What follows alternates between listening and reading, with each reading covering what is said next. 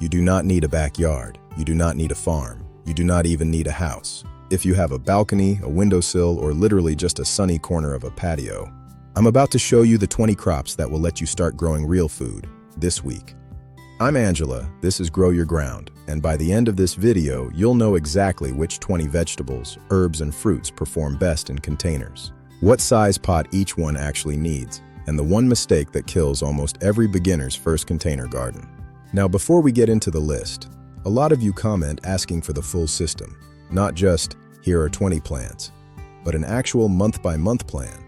When to start seeds, how to succession plant so you're never stuck with either 0 harvest or 100 zucchini at once, and how to preserve what you grow so it lasts through winter. That's exactly why I put together the Grow Your Ground bundle.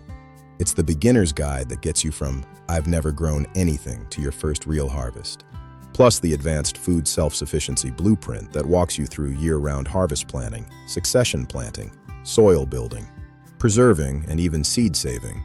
So your garden basically feeds itself season after season. Okay, let's get into the 20 crops. Quick heads up, number 7 surprises almost everyone, and the one at number 11 is honestly the crop I recommend to every single beginner, because it's nearly impossible to mess up. Let's start with the one everybody already loves. Tomatoes are the crop every single person wants to grow, and good news, they thrive in containers as long as you go big. Pick a large pot, water consistently, and give each plant its own container. Tomatoes hate competing for root space, so resist the urge to double up. If you're in a hot climate, a self-watering container or an olla, a buried clay watering pot, will save your plant on the days you forget to water. Squash normally sprawls across half your yard, but put it in a container and it spills gracefully over the side instead of swallowing your garden bed. Leave generous space around the pot so the vines have somewhere to go. And if you want something more compact, look for a mini variety of winter squash. It'll give you full-size flavor in a fraction of the footprint. Lettuce, spinach, and arugula might be the single best container crops that exist. Their roots are shallow, they grow fast, and honestly, they often outperform their in-ground counterparts. Keep the soil consistently moist, and you'll be cutting fresh salad greens within a month. Go with a compact variety here, something bred specifically for small spaces. Eggplants love warm soil, and containers heat up faster than garden beds in spring, which means you can get them started earlier than you'd think. Peas want something to climb, so give them a trellis or a simple stake structure. Their root system is shallow and forgiving, which makes them one of the easiest seeds a beginner can direct sow. Look for a dwarf variety bred for pots. It'll stay compact without sacrificing yield. This one surprises people. Sweet potatoes are happy in a large container, and yes, the vines will spill everywhere. Let them.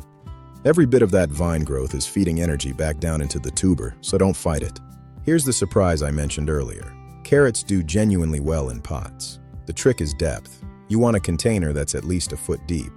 Sow the seeds directly, then thin the seedlings so they're spaced a few inches apart once they sprout. Onions are an underrated container crop, mostly because they're such a great companion plant. Tuck a few in among your other containers, and they'll help deter pests while giving you a steady onion harvest on the side. Garlic grows happily on its own or interplanted just like onions. Even a small pot is enough. Garlic doesn't ask for much, and the payoff, homegrown garlic that actually has flavor, is enormous. Peppers want 2 things, excellent drainage and warm soil. Containers deliver both naturally, which means peppers often start producing earlier than their in-ground neighbors. Bonus, in colder climates, you can simply carry the whole pot indoors before frost and keep the plant alive through winter. Okay, we're halfway through the list. If this is helping you picture your own container garden, hit subscribe now so the rest of this series shows up in your feed, and drop a comment telling me what you're growing this season. I read every single one, and it genuinely shapes what I film next. Also, if you want the exact planting calendar for everything on this list, that's inside the Grow Your Ground bundle linked below. Alright, 10 more crops to go, and honestly, the next one might be my personal favorite.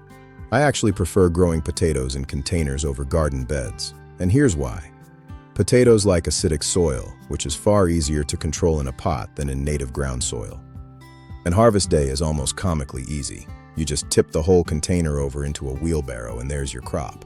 No digging, no guesswork, no accidentally slicing a potato in half with a shovel. Okra is a warm season workhorse that keeps producing straight through summer into fall.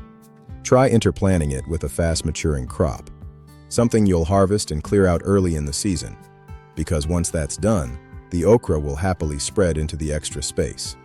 Chard tolerates both a little cold and a little heat, which makes it one of the most forgiving greens you can grow. Start it from seed, harvest the outer leaves as you need them, and the plant will keep producing for months.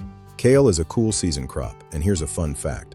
A light frost actually improves its flavor. It thrives even in a small container, making it a great choice if you're tight on space but still want a steady green harvest through fall and winter. Cauliflower has a reputation for being finicky, but it genuinely does well in containers. The key is temperature. It doesn't want extreme heat or extreme cold. And you'll need a pot at least a foot deep to give the roots room to develop properly. Like kale and chard, cabbage is a cool season crop that adapts well to container life. It's a great one to slot into your fall or early spring planting window. Growing strawberries in a container does double duty. It lifts the fruit up off the ground away from slugs and other ground-dwelling pests, and it looks beautiful doing it. Look for day-neutral or ever-bearing varieties since they'll give you fruit over a longer stretch of the season instead of one big flush. If you've ever wanted to grow citrus but don't have the space for a full tree, containers are the answer. Growing citrus in a pot naturally limits its size, which means you can fit several different varieties in a small footprint instead of committing your whole yard to one tree. In cooler climates, you get the added bonus of being able to bring the container indoors before the first frost.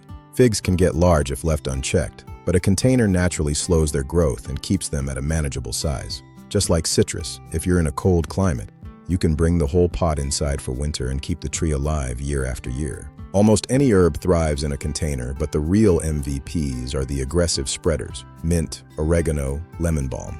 In the ground, these will take over an entire bed within a season. In a container, that same aggressive growth is fully contained, and you get to enjoy it without it swallowing your garden. Bonus: containers are portable, so you can move herbs into shade during the hottest part of summer, and in cold climates, a good layer of mulch will usually bring them right back in spring. So that's 20 crops, from tomatoes to citrus trees, that will thrive in nothing more than a pot on your patio, balcony, or windowsill. Here's the truth nobody tells you when you're starting out. The plants themselves are the easy part. What actually determines whether your garden feeds your family for one season or for years to come is the system behind it. Knowing what to plant, when, how to keep a steady harvest coming instead of one big dump of tomatoes in August, and how to preserve the extra so none of it goes to waste. If you're ready to go beyond witch plants and actually build a garden that meaningfully cuts your grocery bill, I put the complete system into the Grow Your Ground bundle. It includes the beginner's guide that walks you through your very first container garden step by step, plus the food self-sufficiency blueprint, which covers year-round harvest planning, succession planting so you always have something ready to pick, soil building, food preservation, and seed saving, so next year's garden costs you almost nothing to start. You'll find the link in the description and pinned in the comments, growyourground.net lifey.app. And before you go, subscribe if you want more videos like this one. Tap that notification bell so you don't miss the next one, and tell me in the comments, which of these 20 crops are you planting first? I'll be down there answering as many as I can. Thanks so much for watching. Now go get your hands dirty. I'll see you in the next one.